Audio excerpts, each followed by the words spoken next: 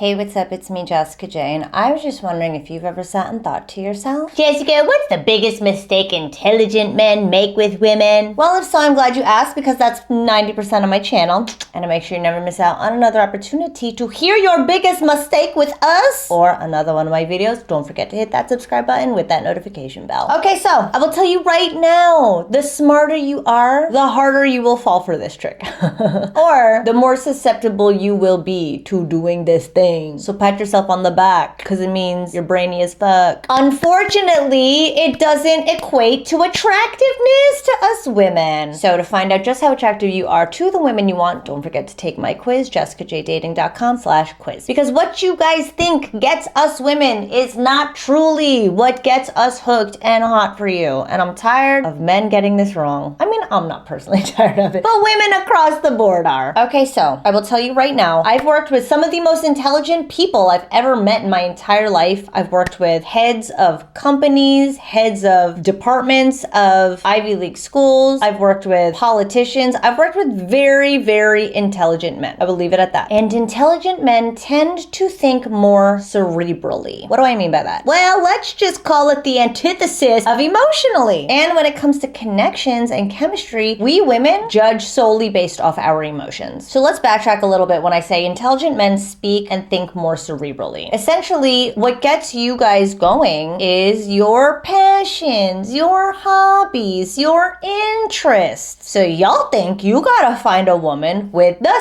same passions and interests and hobbies. Wrong! We don't fucking care about that shit. I don't care if I meet a dude who is also a beginner at pickleball. I'll tell you right now, I will never get wet for a guy who just happens to also like Game of Thrones. It's just not gonna happen. I'm passionate about my friends and my family. I don't give a fuck if a guy is also passionate about his friends and family. But y'all seem to really think that you need this, because that's what gets you guys emotional. So your biggest mistake when it comes to women is talking about things. And you've heard me say it on this channel before, depending on how long you've been with me, is that y'all men like to talk about things. I tell this story all the time. I was on a flight and I was sitting next to these two men. This is exactly how the conversation went. Hey, so what are you in town for? I'm in town because my mom needed help with her plumbing. Oh, what was the issue? Well, insert 10 minutes worth of explanation about plumbing. How about you? What are you in town for? I had a work conference. What do you do? Insert all the things this guy does. Oh, God. This was the whole flight. And I'm just sitting there dying. So I'm like, how sad that these two men feel the need to make such unnecessary conversation just because they're sitting right next to each other. So I'm thinking they must hate each other because they're forced to talk to complete strangers about shit that doesn't matter. So we land, they say to each other, well, hey, what are you doing today? You want to get some lunch? And the other guy's like, yeah, let's do it.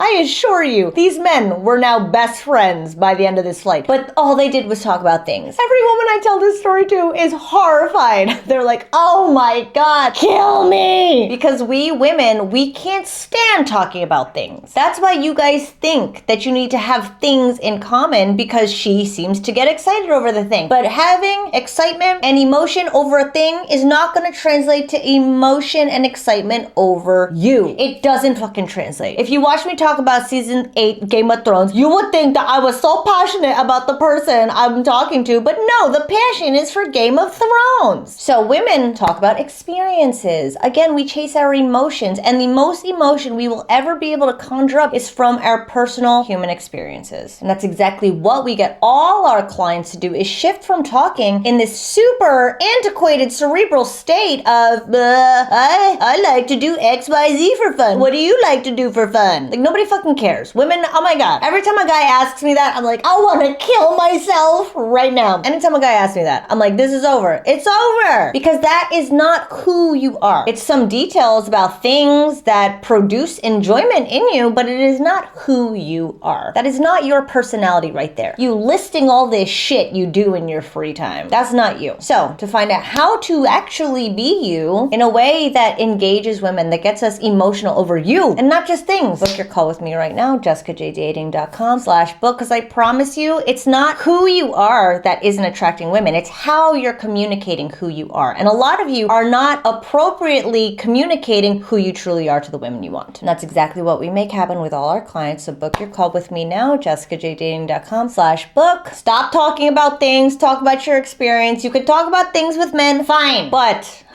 with us ladies, talk about your experiences. And thanks for watching as always. I will see you next time.